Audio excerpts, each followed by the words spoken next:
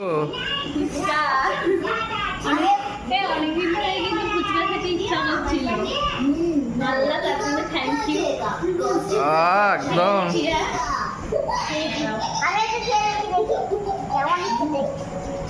বিমান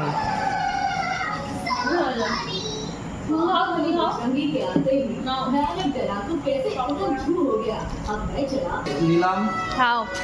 এরকম বললাম, একটু আলু নিলাম দিয়ে আর জলটাকে একটু কাছে নিলাম, নাহলে গায়ে পড়বে। ডুবালাম দিয়ে ইয়ামি। এ আমার তো ফুচকা থাকলে আর কিচ্ছু লাগে না। কেমন খেতে? আর ফুচকাই ফেভারিট। হ্যাঁ,